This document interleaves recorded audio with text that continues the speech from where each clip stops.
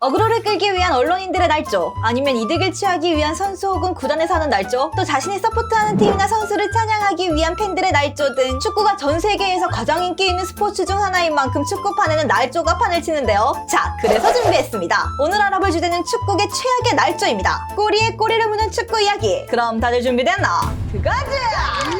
가장 먼저 블랙번은 화상 폭발 때문에 레반도프스키 영입에 실패했다. 2010년 레비가 폴란드 리그를 폭격하고 이적을 모색하던 당시 블랙번과의 계약 합의가 거의 성사가 돼 이적이 확실시됐지만 아이슬란드의 화상 폭발 때문에 이적이 무산됐다라는 이야기 한 번쯤은 들어본 적 있지 않습니까? 사실 이건 영국 언론의 부풀리기가 듬뿍 들어간 과장된 썰인데요. 당시 레비가 블랙번에 가려던 건 이적을 마음먹고 계약을 하러 가는 게 아니었고 클럽 시설이나 둘러볼 겸 직접 와서 한번 보고 가라며 블랙번이 초청해서 슬쩍 가보려는 거였는데 때마침 화산이 폭발하면서 방문이 무산된 것. 그리고 후에 레비 본인 피셜로는 당시 이미 도르트문트가 1순위였고 이적이 가까운 상황이었다고 밝히기도 했는데요. 그러니까 엄밀히 따지면 화산 폭발이 블랙번 이적을 막은 게 아니라 구경할 기회를 막았다는 게 팩트인 거죠. 레반도프스키는 히틀러의 후손이다? 2017년부터 해외에서 슬슬 나오기 시작한 이 루머는 레반도프스키의 할머니가 히틀러의 여동생인 파울라 히틀러라는 주장이 제기되면서 퍼지게 됐는데요. 이 루머가 웃긴 게 기록상 파울라 히틀러는 애초에 평생 결혼을 하지도 않았고 자녀도 없는 채로 1960년에 사망했고 또 레비의 친할아버지는 오히려 2차 세계대전 당시 나치 독일에 맞서 싸운 폴란드 군인이었던 터라 이런 날조 찌라시는 완전 터무니없는 이야기죠.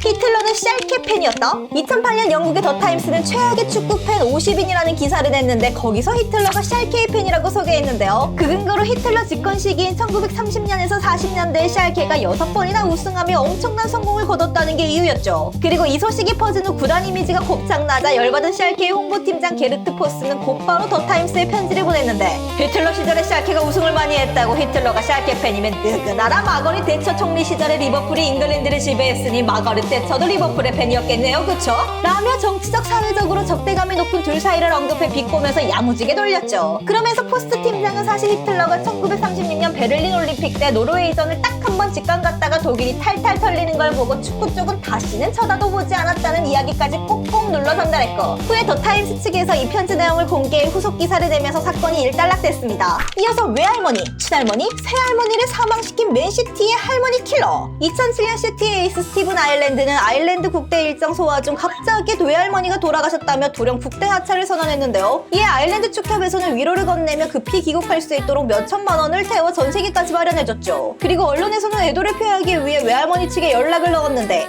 여보세요? 아일랜드 씨 외할머니 댁인가요? 외할머니 사망 소식에 애도를 표하기 위해 몇 가지 질문을 좀 드려도 될까요? 네? 제가 죽었나요?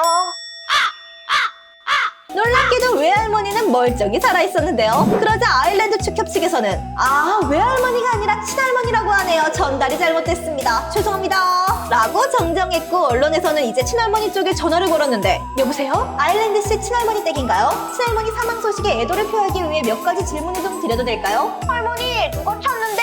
여기 와서 전화 좀 받아봐. 안녕하슈 아일랜드 친할머니 전화 받았으다. 당황스럽게도 친할머니 역시 멀쩡히 살아있었고 아일랜드 측에서는 또다시 핸들을 틀더니 사실은 친할아버지가 이혼을 했고 후에 새로 만난 새할머니가 돌아가신 거임. 이지랄하면서 끝도 없이 혼이 담긴 불화를 이어갔는데요. 이에 여론이 걷잡을 수 없이 심각해지자 스티븐 아일랜드는 소속팀 맨시티를 통해 죄송합니다. 사실은 할머니가 돌아가신 게 아니라 여자친구가 유산기를 보인다는 전화를 받았고 할머니 핑계를 대면 최대한 빨리 집에 갈 수 있을 것 같아 거짓말을 했습니다. 라며 솔직하게 이실직고했죠. 근데 한 번 박살난 민심과 대표팀과의 신뢰는 돌이킬 수 없었고 한창인 21살을 하는 어린 나이에 국대에서 제명돼 그렇게 국대 커리어를 마감하게 됩니다. 이 영상은 서프샤크의 지원을 받아 제작됐습니다. 자, 축덕들의 대축제 월드컵이 이제 몇 달 남지 않았는데요. 군대 여행, 출장 등 불가피하게 해외에 나가 있을 경우 국내 해설 중계는 지역락 때문에 즐길 수가 없죠. 그래서 이때 필요한 게 뭐다? 서프샤크 VPN! VPN은 다른 국가의 IP로 변경해 현재 위치를 바꿔주는 프로그램인데 서프샤크 VPN 딸깍 한 방이면 해외에서도 아무런 문제 없이 국내 중계를 즐길 수가 있죠. 그뿐만이 아닙니다. 넷플릭스나 디즈니 플러스와 같은 OTT 역시 국가마다 제공하는 콘텐츠가 다른데 이 또한 서프샤크 VPN 딸깍 한 번이면 모든 콘텐츠를 아무런 제약 없이 즐길 수가 있습니다. 저도 유럽의 책매 콘텐츠를 촬영한다고 2달 정도 유럽에 체류할 때 축구 중계는 물론이고 유튜브 영상 또 한국 예능 한 편 때리고 싶은데 이것도 OTT 지역 제한에 막혀 시청에 어려움이 있었는데요. 있었는데요. 그때 VPN을 사용해 한국으로 위치를 변경해 문제없이 즐겼었죠. 그리고 공공장소에서 공용 와이파이 사용 시 보안에 취약한 점도 VPN 하나로 완벽히 해결할 수 있습니다. 본문 더보기란과 고정 댓글에 있는 링크 surfshark.com/책내를 클릭하시거나 surfshark 결제 시 코드 책내를 입력하시면 추가로 4개월을 무료로 제공하니 필요하신 분들은 놓치지 말고 렛츠기릿 하시기 바랍니다. 이어서 죽었다가 부활한 축구 선수를 아시나요? 셀키 유스 출신으로 노이어와 함께 뛰었던 콩고 국적의 유망주 히아닉 칸바는 2016년 독일 하브리그에서 뛰고 있었는데 갑자기 자국인 콩고에서 교통사고로 인해 사망했다는 소식이 퍼졌는데요. 이에 당연히 소속팀은 물론이고 지역 언론에서는 애도를 표했고 칸바가 그리 스타 플레이어는 아니었던지라 큰 이슈는 되지 않았고 조용히 넘어갔죠. 그리고 4년 뒤 2020년 뜬금없이 칸바가 독일의 한 에너지 회사에서 일을 하고 있다는 소식이 퍼지면서 큰 논란이 일었는데요. 이 갑작스러운 부활 소식에 독일 검찰에서 칸바를 소환해 사건을 들고 파봤더니 칸바의 전처가 16억 원가량의 보험금을 타먹기 위해 남편이 사망했다고 주장을 했다는 것. 그리고 칸바는 그 당시 여행 중 납치당해 아무것도 할 수 없었다고 고백하며 자신도 피해자라 눈물을 호소. 해봤지만 이것도 조사해보니 구라뻥카 날조 피해자 코스프레였고 사실 전추와 짜고 친 WWE였다는 게 들통나면서 이 부부 보험 사기당은 깜빵 엔딩으로 마무리됐죠. 미녀들에게 둘러싸여 키스 세례를 받는 안첼로티? 2016년 2월 브라질 감독 안첼로티가 카니발에서 3명의 여성들에게 키스를 받는 사진이 유출되면서 영감님 말년에 제대로 회춘하시는 중 브라질을 제대로 즐기시네.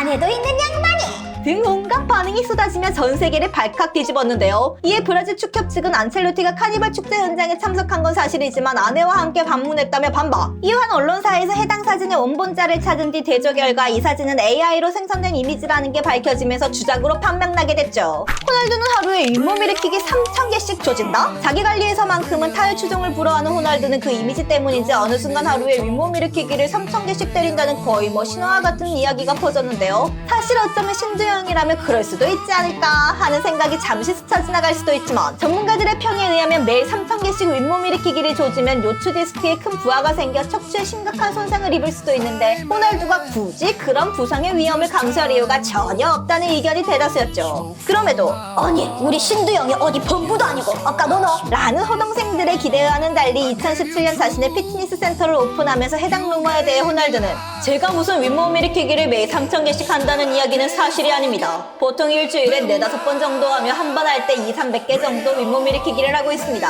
라고 밝히면서 이 터무니없는 루머도 사라지게 됐죠. 호날두는 챔스에 복귀하기 위해 빅피처를 그렸다. 2023년 1월 뜬금 언론에서는 사우디 자본의 뉴캐슬이 챔스에 진출할 경우 사우디 알 나스르에서 뛰고 있는 호날두가 임대 이적할 수 있는 조항이 있다는 이야기가 쏟아져 나왔는데요. 이 반가운 소식에 호동생들은 우리 형은 다 계획이 있었구나.